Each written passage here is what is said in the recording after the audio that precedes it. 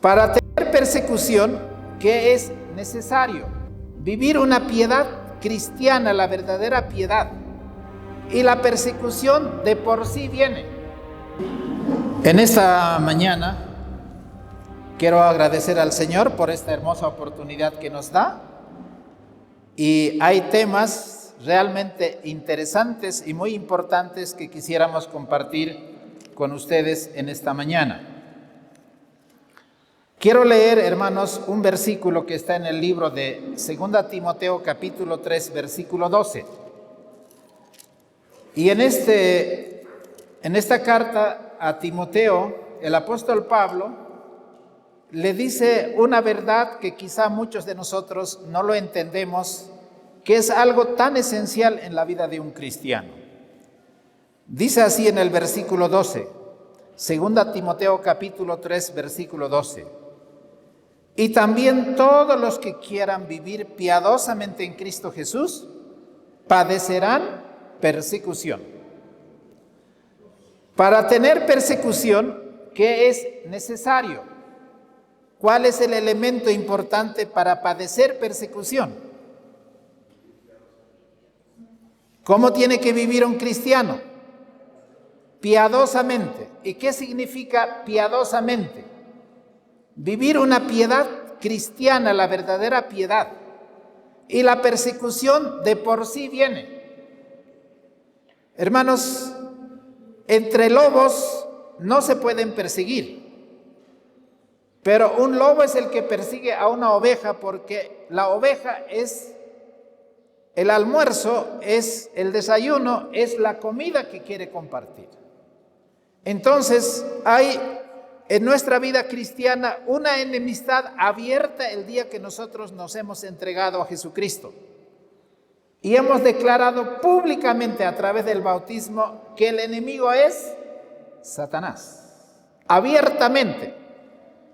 Y hemos dicho que somos, hermanos, de la fila de Jesucristo. Estamos bajo la bandera de Cristo. Eso es lo que hemos declarado, así como algún día los casados nos hemos declarado y hemos dicho que nos debemos en amor, en afecto, en cariño a una sola persona que es nuestro cónyuge. Pero la Escritura dice de que los que quieren vivir piadosamente van a padecer persecución. Ahora yo quiero preguntarles a los hermanos, ¿ustedes están viviendo la persecución? ¿No? ¿No están pasando pruebas? ¿No están pasando dificultades? ¿Y por qué parece la persecución adormecida?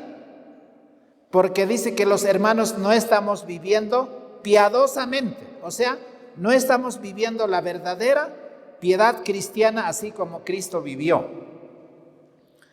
Ahora, en esta semana pasada, hay un tema que ha estado sonando bastante que ustedes ven en la pantalla. Hermanos, ¿cuándo comienza la persecución? Y la imagen que tenemos es que hay una apostasía. Y no sé si ustedes alguna vez han escuchado en esta semana que hay un hombre que está siendo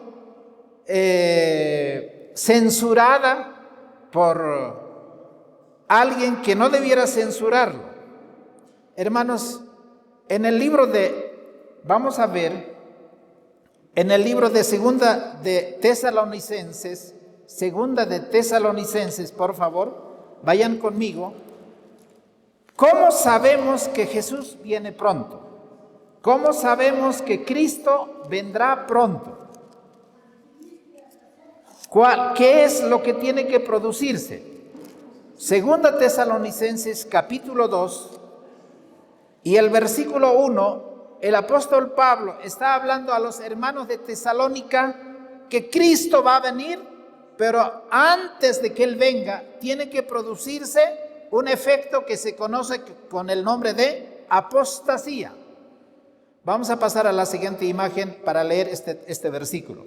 Dice así: os rogamos pues, hermanos, en cuanto a la venida de nuestro Señor Jesucristo y nuestra reunión con Él, que no seáis prestamente movidos de vuestra manera de pensar, ni seáis conturbados, ni por espíritu, ni por palabra, ni por carta como nuestra, como que el día de Cristo está cerca. Nadie os engaña en ninguna manera, porque no vendrá sin que antes venga la apostasía y sea revelado el hombre de pecado, el hijo de perdición, el cual se opone y se exalta contra todo lo que se llama Dios o es adorado, tanto que como Dios se sienta en el templo de Dios, haciéndose pasar por Dios. ¿No os acordáis que cuando estaba todavía con vosotros os decía esto? Y ahora vosotros sabéis lo que lo detiene para que sea revelado en su tiempo. Porque el misterio de iniquidad ya opera, solo espera hasta que sea quitado de en medio del que ahora lo detiene. Y entonces será revelado aquel inicuo, el cual el Señor matará con el espíritu de su boca y destruirá con el resplandor de su venida. Hermanos, antes de que Jesús venga, ¿qué es lo que tiene que producirse dentro de la iglesia de Dios? ¿Qué dice la Escritura en el versículo 3? Nadie os engaña en ninguna manera, porque no vendrá sin antes que venga, ¿qué cosa, hermanos? La apostasía. Ahora, yo no sé si usted es apóstata o yo soy apóstata o quién es apóstata y qué significa ser apóstata. ¿Ustedes creen que la iglesia está sufriendo una apostasía o está todo tranquilo la iglesia? Porque estamos hablando de la iglesia a nivel mundial. Hermanos, hay una apostasía alfa que fue al comienzo de la iglesia adventista, pero hay una apostasía que es omega, así como el alfa es la primera letra del alfabeto griego, la omega es la última letra. Entonces va a haber una apostasía que es al comienzo de la historia de la iglesia y también hay una apostasía que es al final de la iglesia. Y la apostasía final se conoce con el nombre de apostasía omega. Y entonces en esta imagen vemos la apostasía omega y Roque Mountain. Ahora, ¿qué es Roque Mountain? ¿Han escuchado este término en esta semana? ¿Podemos ver las manos? ¿Alguien que haya escuchado? 1, 2, 3, 4, 5. Y el resto no sabe de qué es, 6 también. ¿Y qué es Roque Mountain? Entonces vamos a pasar a la siguiente imagen. En la siguiente imagen vemos a un pastor conocido, que es un pastor que muchos ya han escuchado el mensaje, el pastor Stefan Borg. Ahora, el pastor Stefan está censurado en una conferencia allí en Estados Unidos para no ir a predicar a aquel lugar. ¿Y por qué tendrían que predicar al pastor Stefan Borg? Porque ¿cómo él puede ser censurado y no predicar en un lugar donde todos quisieran escuchar al pastor Stefan Borg? Si nosotros invitáramos al pastor Stefan Borg, ¿cuántos quisieran escuchar su mensaje? Me imagino que toda la hermandad quisiera escuchar. Pero ¿cómo es que pueden censurar a un hombre? ¿Qué es lo que está pasando entonces? Ahora, vamos a definir qué es la palabra apostasía. Tenemos que definir qué significa la palabra apostasía y voy a pasar a la siguiente imagen. Hermanos, en este versículo que hemos leído en el capítulo 2 de 2 Tesalonicenses, nadie os engaña en ninguna manera, porque no vendrá sin antes que venga la apostasía. O sea, el problema de la iglesia no va a ser los hermanos que abandonan la iglesia, sino va a ser el problema de apostasía. ¿Y qué significa apostasía? La apostasía es la acción o efecto de apostatar. Ahora, ¿cuándo uno es un apóstata?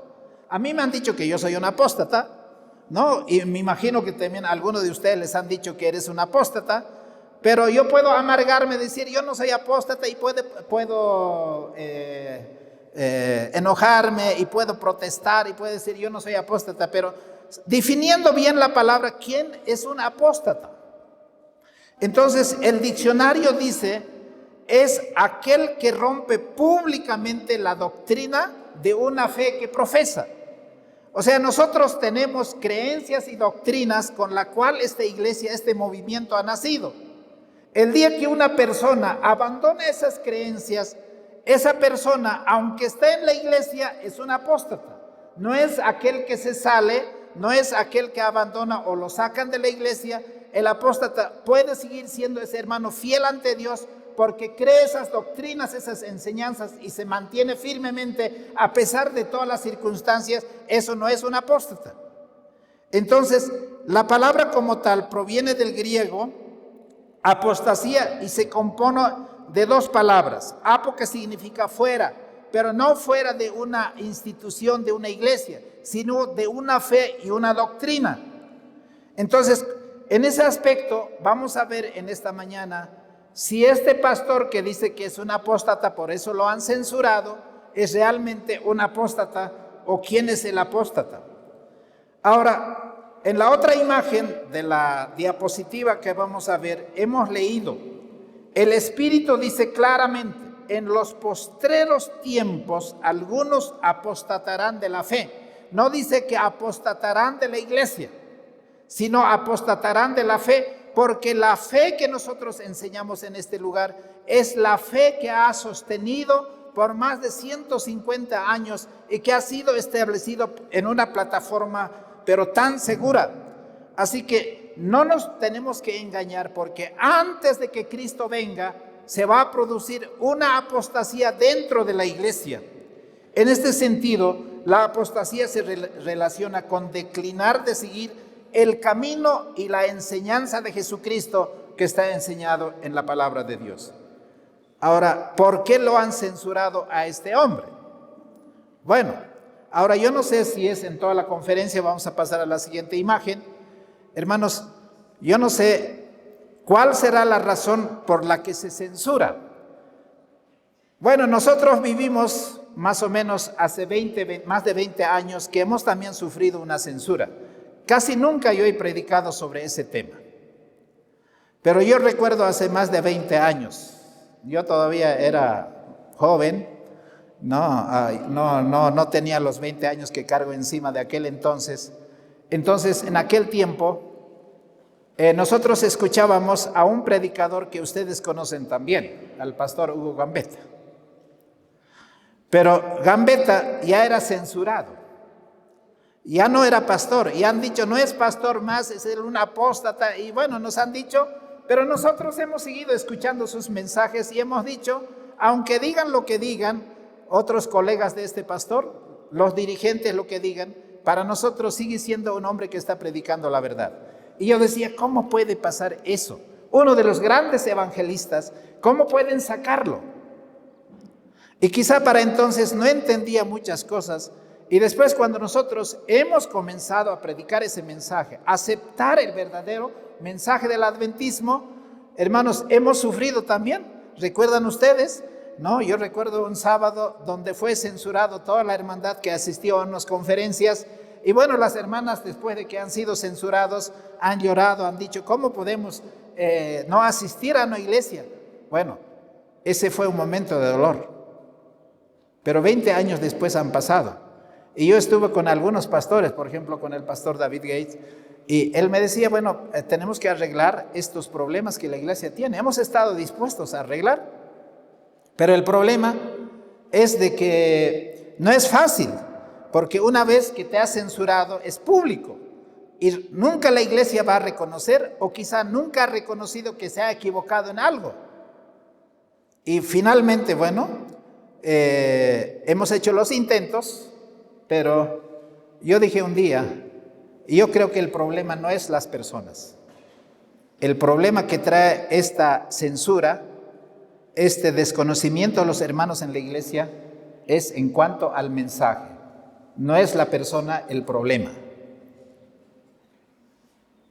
Y entonces, aquella vez yo le dije, pastor, si usted sigue predicando, al pastor David, le dije, si usted sigue predicando este mensaje, le van a censurar también a usted.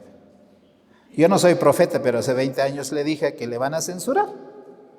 Y después de 20 años ya se ha cumplido, él está censurado, ¿no? Él no puede, si no tuviera la reda de venir, pues no predicaría en ninguna iglesia, o a lo mejor a riesgo de que los hermanos le puedan invitar y él pueda predicar. Ahora, ¿cuál es el problema de este asunto? Hermanos, voy a leer en texto a la siguiente imagen.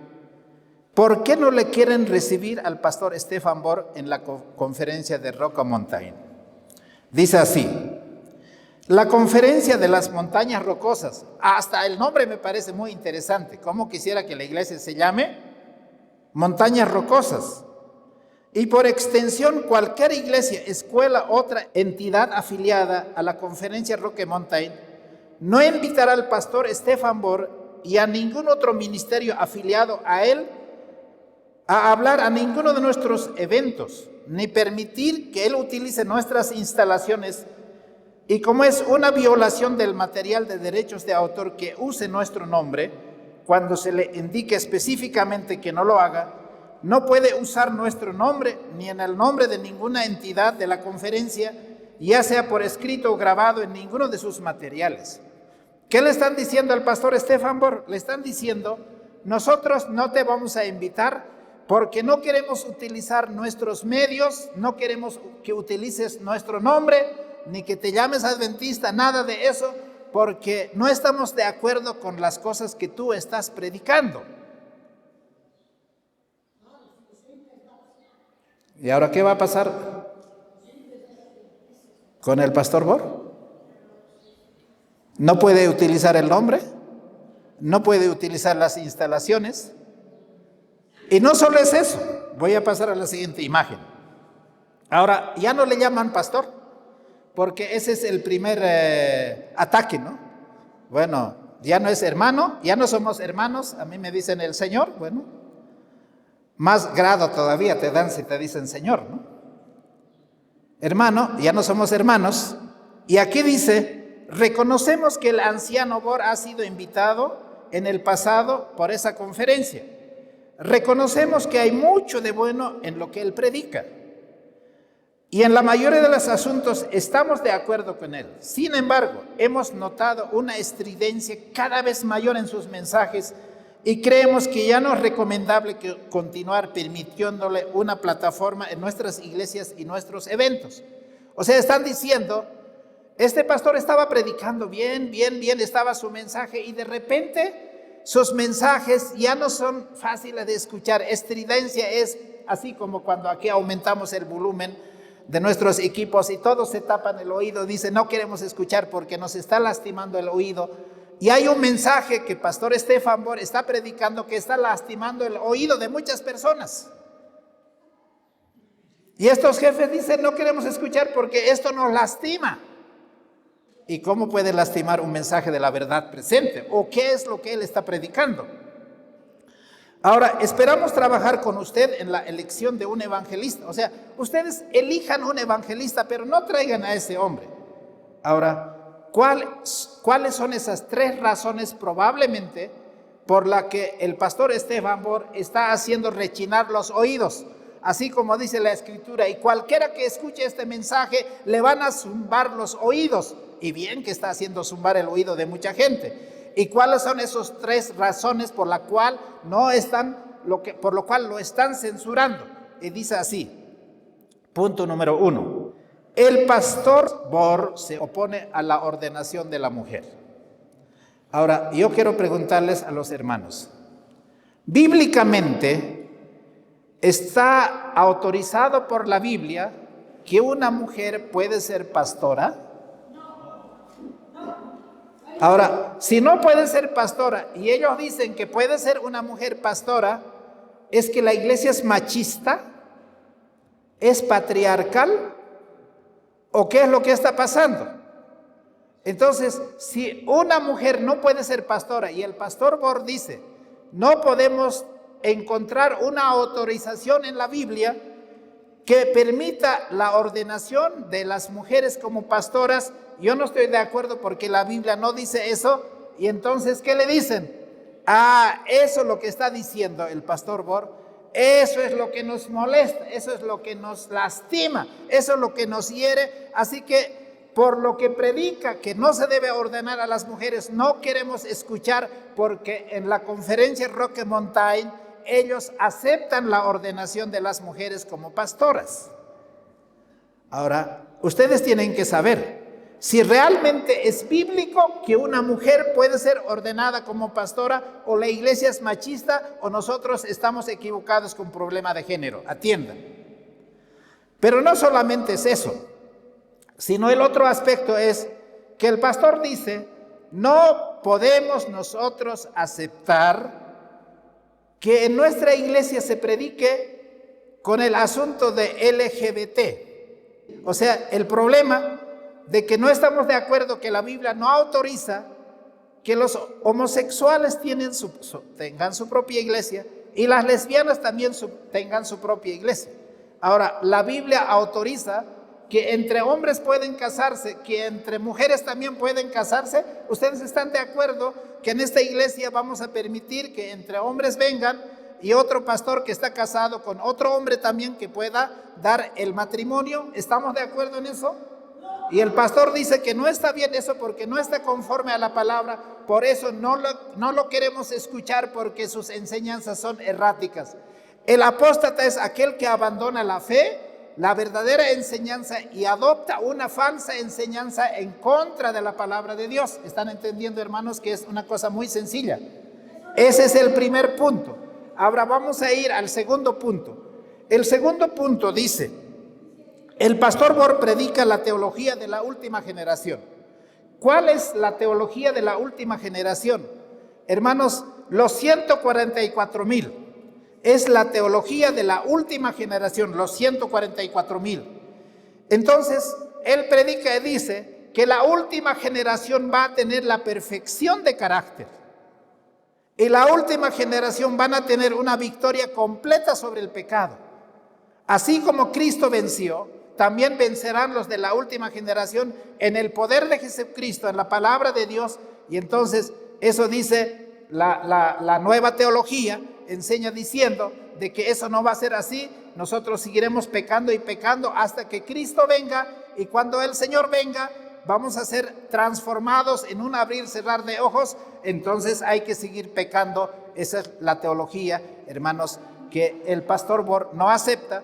Y por esa causa la conferencia de Roca Mountain dice, no queremos escuchar a este pastor porque él va a hablar de la perfección de carácter, él va a hablar de la victoria sobre el pecado y va a hablar de los últimos eventos de los últimos días, y eso no queremos escuchar.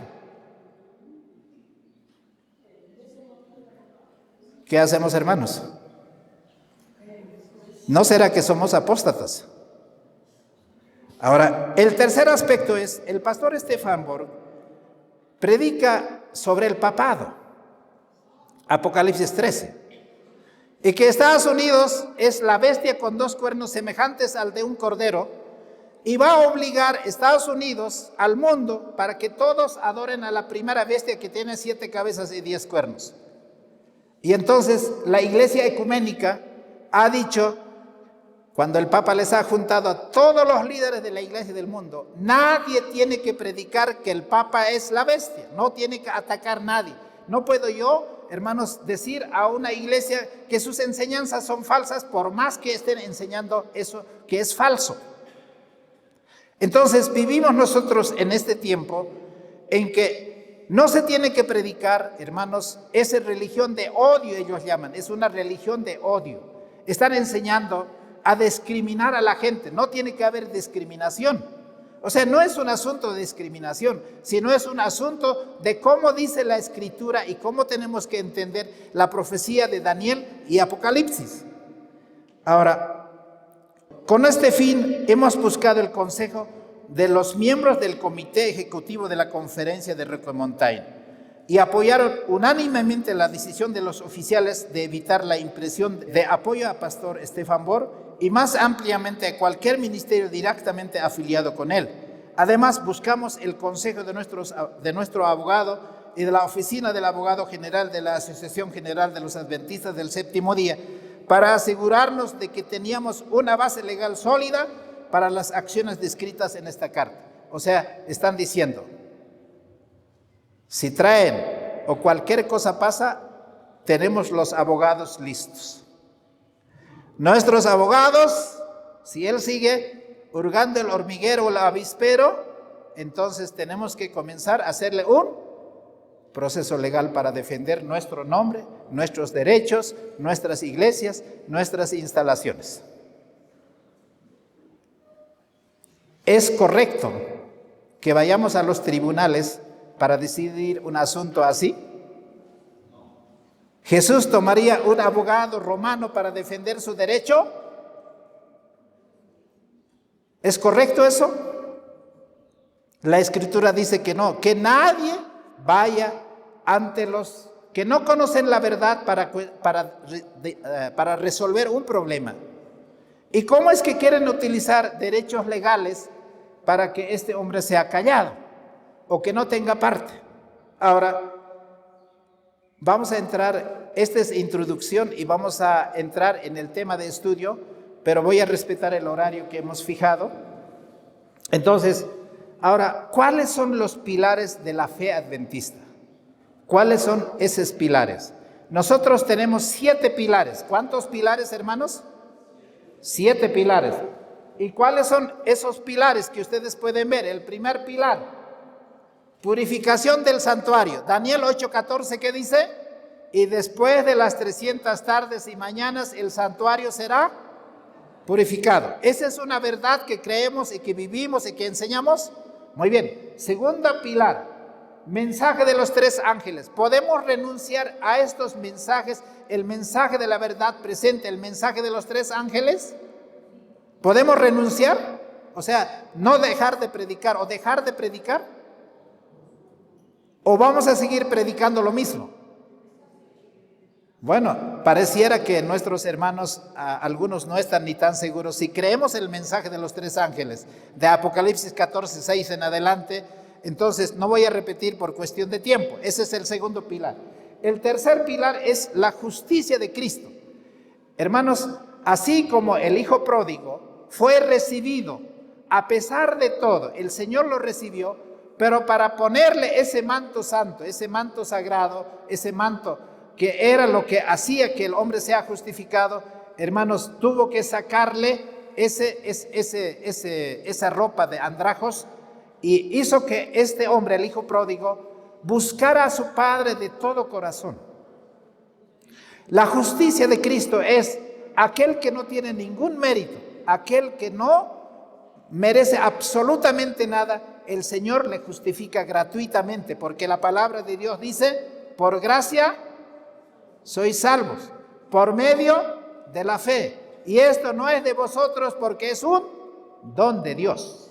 Entonces, la justicia de Cristo, hermanos, el mensaje de la verdad presente. El templo de Dios, hermanos, hay un santuario en el cielo, ¿verdad? Hay un santuario y ese santuario es el templo de Dios en el cielo, donde Cristo está ministrando, hermanos, como nuestro gran sumo sacerdote. Y nosotros también somos templos del Espíritu Santo. Ese es un pilar del mensaje de la verdad presente. Efectivamente, ¿podemos renunciar a eso? No, no podemos renunciar. La ley de Dios, hermanos, ¿la ley de Dios está vigente o ha sido clavado en la cruz? Está vigente los 10 mandamientos, incluyendo el 4.º mandamiento que manda que todos debemos observar. El 4.º mandamiento pide que guardemos el 7.º día de la semana, el sábado del Señor. El sábado es eterno, hermanos, porque Dios es creador y también ese sábado implica que Él es nuestro Salvador. Ahora, el otro pilar, el sábado. El último es que las personas cuando mueren, ¿están en el infierno? ¿Están en el purgatorio? ¿O están en el cielo? ¿Los muertos están muertos o están medio muertos? Usted cuando muera, ¿qué va a pasar? ¿Va a ir al cielo o el día de la madre va a regresar usted para que le pongan alguna florcita, lo que sea? ¿Así va a ser? No, la palabra de Dios enseña claramente, los muertos, Eclesiastés 9 dice, los muertos nada saben. Su odio, su amor, su envidia, todo terminó. Ya no tendrán parte en todo lo que se hace debajo del sol. Ahora, hermanos, estos son los pilares de la fe adventista. Estos son los mensajes a los cuales no tenemos que renunciar, porque el día que renunciemos somos apóstatas. El día que renunciemos a estos mensajes, ¿qué somos? Somos apóstatas. Y si hay una persona que le ha dicho, hermanos, que no predique el mensaje de los 3 ángeles, que no predique el mensaje del santuario, del templo de Dios, de los mandamientos de Dios, hermano, que no predique eso. Si no predica, es un apóstata. Entonces, ¿quién es el apóstata? Aquel que no predica esos mensajes y en vez de eso predica otros mensajes que no son como la verdad presente que nosotros tenemos que escuchar cada sábado, cada mensaje, cada verdad que escuchemos y estudiemos continuamente, porque es el alimento del alma. Ahora, ¿por qué la iglesia después de más de 100 años ha cambiado sus enseñanzas? ¿Qué es lo que está pasando? ¿A quién están escuchando? A ver, vamos a pasar a la siguiente imagen. Hermanos, en el 2015 Bolivia se adhirió a esta agenda. No sé si ustedes conocen porque hemos presentado varias veces la Agenda 2030. Y en esta agenda, el 2015, hay 17 objetivos que todo el mundo tiene que incorporar en su vida. Esta es la forma de evangelizar. Y esta agenda se conoce como la agenda del año 2030. Hasta 2030, algunos pueden pensar diferente, pueden enseñar diferente, pero en el 2030 tiene que haber una sola manera de enseñar y creer. ¿Cuáles son esos objetivos en los cuales uno tiene que creer? Por ejemplo, hermanos, no tiene que haber ricos ni pobres. ¿Qué hay que hacer a los ricos? Hay que quitarles sus bienes. ¿Y a quién hay que compartir? Con los pobres. ¿Eso cómo se llama? Socialismo. Ahora, si no eres del socialismo del siglo XXI, ¿y quién es el que enseña ese socialismo?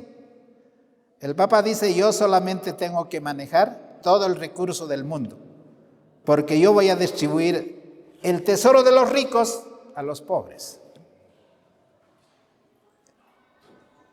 Y el mundo cree que así va a ser. Las finanzas tiene que manejar. Ahora no va a haber hambre, porque alguien tiene que manejar las semillas, el negocio de los alimentos. Y estamos viendo que estamos al borde de la hambruna, porque no hay fertilizantes, las semillas ya son híbridas. Hoy ya no se conocen las semillas originales que nosotros teníamos. Las semillas están siendo modificadas. ¿Y usted cree que va a haber hambre cero? Hermanos, esos alimentos van a ser alimentos elaborados, alimentos transgénicos, y a eso va el mundo. Ahora, salud y bienestar, tercer punto. O sea, ¿quién tiene que manejar la salud a nivel mundial? Solamente tiene que manejar un organismo mundial. ¿Cómo se llama eso? La Organización Mundial de la Salud. Y ellos están ya teniendo prácticamente el control del mundo. Y si ellos dicen, mañana tienes que hacerte pinchar contra esto, tú tienes que hacerte pinchar, aunque no estés de acuerdo. Porque si no ocurre eso, ¿qué va a pasar? No puedes ni comprar, ni vender, ni cobrar, ni tus bonos, ni todas esas cosas, que es lo que va a suceder. Entonces, vamos a entregar nuestro cuerpo, nuestra alma, a un sistema de gobierno mundial para creer y hacer todas las cosas. Ahora, punto número 4. La educación tiene que ser mundial. Atiendan, por favor. Hoy en las escuelas la educación tiene que ser de la misma manera. ¿Qué es lo que están diciendo? Ayer fue, por ejemplo, el Día de la Madre. ¿No fue Día de la Madre? ¿Fue o no fue? Fue. Muy bien. ¿Usted ha festejado a la mamá o no? Claro, si no seríamos ingratos, desconsiderados. Pero ¿de dónde viene esa idea del Día de la Madre? El Papa dice, vamos a consagrar a la Virgen María todo el mes de mayo. Y el mes de mayo tiene que ser destinada a todas las madres. Ahora, eso se practica en las iglesias, en los colegios, en las universidades. ¿En todos los lugares se practica eso? Muy bien. Entonces, pero detrás de eso lo que hay el mensaje, eso es lo que muchas veces no nos damos cuenta. Y así sucesivamente. Pero él dice, tiene que haber una sola iglesia mundial. Ya no tiene que haber divisiones de que hay ya no tiene que ver, aunque no importa que se llamen luteranos, bautistas, metodistas, pero tienen que creer un solo mensaje. ¿Y quién tiene que enseñar ese mensaje que el mundo tiene que predicar?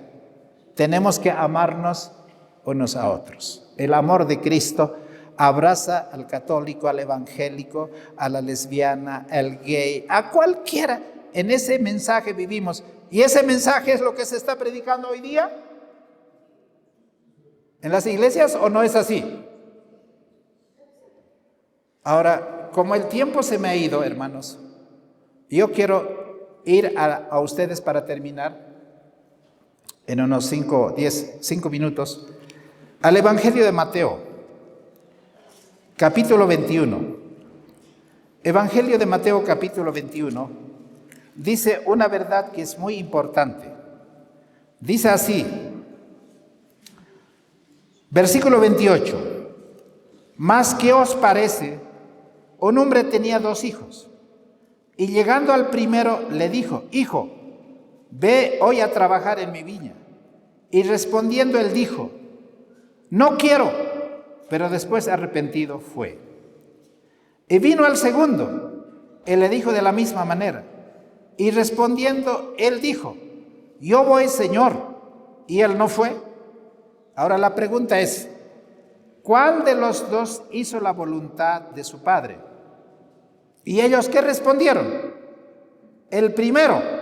Y Jesús dijo, de cierto os digo que los publicanos y las rameras van delante de vosotros al reino de Dios. Ahora, hermanos, yo quiero que ustedes se den cuenta de algo que es muy importante. El diablo sabía que Cristo nacería en Belén de Palestina hace 2000 años atrás. Él estudia la profecía y conocía todo eso. Ahora, él calcula más o menos las 70 semanas que debería estudiar y dice, más o menos en este tiempo Jesús tiene que nacer. Y los demonios se reúnen y dicen, vamos a tener que hacer un plan para que toda esta gente cuando tenga que esperar a Jesús no esperen, y para eso tenemos que cambiar su forma de pensar. Y entonces el diablo trabajó faltando 100, 200, 300 años para que ese tiempo cuando llegue ellos estén en la oscuridad, en las tinieblas y no sepan cuándo Jesús va a nacer ni dónde va a nacer. Ellos tienen otra idea, ellos tienen otra teología, ellos entienden de otra manera y no conocen el tiempo de la visitación de Jesús a esta tierra. ¿Y a través de quiénes trabajó? A través de los líderes. ¿Quiénes eran los que enseñaban esas verdades sábado tras sábado en las sinagogas? ¿Quiénes son los que le decían, Jesús cuando venga va a venir para sentarse en el trono de David, se va a sentar en Jerusalén y nosotros vamos a vencer a los romanos, nos va a librar de todos nuestros enemigos y vamos a disfrutar de años de paz y tranquilidad? ¿Quién les metió esa enseñanza a los judíos del tiempo de Jesús? Satanás le enseñó desde años antes para que ellos creyeran las cosas que creyeron. Y cuando Jesús nació, ellos estaban en completa oscuridad y en completa tiniebla. Ahora, ¿por qué este versículo les toca a ellos? Porque ellos dijeron, vamos a ir a predicar, vamos a ir a enseñar esas cosas. ¿Y fueron a hacer esas cosas que el Señor les dijo, el dueño de la viña? No, no fueron. Ellos hicieron hacer sus propias cosas, enseñaron sus doctrinas, enseñaron sus verdades, que en realidad no eran verdades, y así es como Satanás engañó a toda una generación. Ahora yo les pregunto, ¿el diablo sabe que el tiempo de gracia está por acabarse o no? Ahora la pregunta es, ¿el diablo sabe que en este tiempo hay que mantenerlos ciegos a los hermanos para que no se den cuenta que el tiempo de gracia se está terminando y la venida de Jesús va a pasar totalmente desapercibidos y se van a dar cuenta el momento cuando ellos están perdidos? Hermanos, decir que nosotros creemos en esta verdad no es suficiente. Tenemos que hacer la voluntad de Dios.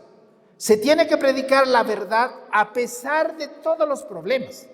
Tenemos que sostener este mensaje como Lutero dijo, no importa lo que pase, pueden quemarme, pueden matarme, pero dice, yo soy esclavo de mi conciencia porque el Señor me ha dicho que hay un deber que yo tengo con Él y voy a predicar aunque se caigan los cielos.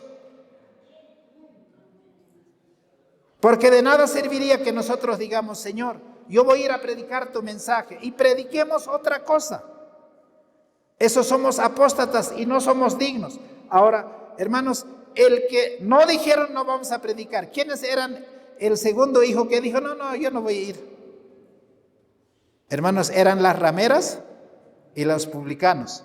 Cuando Juan el Bautista predicó, ¿quiénes escucharon este mensaje? Aquellos que no tenían esos problemas que la iglesia había hecho, hermanos, una falsificación del mensaje para que ellos quedaran engañados. ¿Y quiénes eran los que no habían escuchado sábado tras sábado en las sinagogas esas falsas enseñanzas, esas falsas doctrinas? Hoy día nosotros estamos viviendo en esa misma etapa. El diablo ahora sabe. Y entonces, hermanos, sustituye el mensaje de la verdad presente por un mensaje que es evangélico, que es católico, que es algo que no corresponde a la verdad presente para este tiempo. Y entonces la apostasía, hermanos, está entrando y los hermanos están tan contentos, tan felices, no importa que seamos 25 millones, pero sin conocer la verdad, sin conocer el evangelio de Jesucristo en su vida real. Ahora, hermanos, voy a terminar leyendo el versículo 32. Dice así: porque vino a vosotros Juan en camino de justicia, y no le creísteis, pero los publicanos y las rameras le creyeron. Y vosotros, viendo esto, no os arrepentís después para creerle. Oíd otra parábola. Hubo un hombre padre de familia, el cual plantó una viña, y la cercó de vallado, y cavó en ella su lugar, edificó una torre, y la arrendó a labradores, y se fue lejos. Y cuando se acercó el tiempo de los frutos, envió sus siervos a los labradores para que recibiesen sus frutos. Los labradores, tomando a los siervos, golpearon a uno y a otro, mataron y a otro apedrearon. Otra vez envió otros siervos, más que los primeros. Hicieron con ellos de la misma manera. Y a la postre le envió a su hijo, diciendo: respetarán a mi hijo.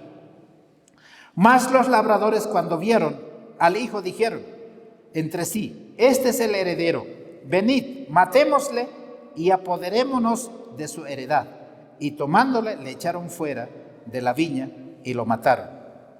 Cuando viniere pues el señor de la viña, ¿qué hará con aquellos labradores?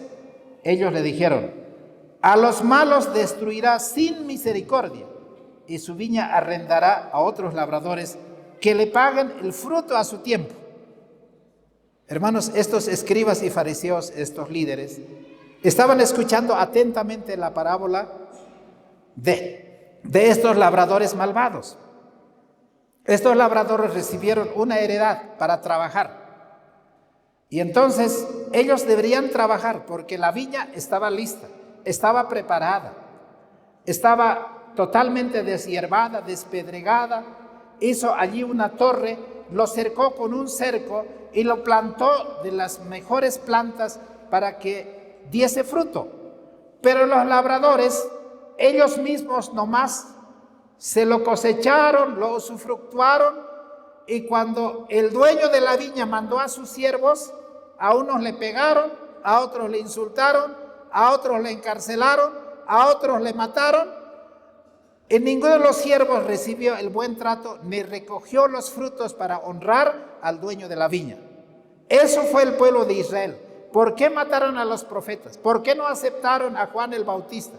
¿Por qué no aceptaron a Jesucristo? Porque ellos fueron evangelizados con un mensaje que no era el verdadero, sino con un falso evangelio. Es por eso que al final el dueño de la viña le dijo: mandaré a mi hijo para que lo respeten y por lo menos para que reciba algún fruto. Pero ¿qué hicieron los labradores? Lo mataron al hijo. Ellos no se imaginaban que esa parábola estaba dirigido a ellos, como cuando el profeta Natán le enfrentó el problema de pecado de David, ¿recuerdan? Y él mismo se dijo: ¿quién es ese miserable para que pague 4 veces? Y el profeta Natán, ¿qué le dijo? Ese miserable eres tú. Ahora ellos, cuando le dijeron: ¿qué va a hacer con esos labradores? Ellos se dijeron, a estos labradores malvados les va a matar sin misericordia. Ellos mismos se dieron la sentencia y Jesús dijo, porque ustedes no han dado el fruto que esperaba el dueño de la viña, ahora a otro les va a entregar. A los judíos el Señor los rechazó completamente. ¿Y a quién los entregó, hermanos?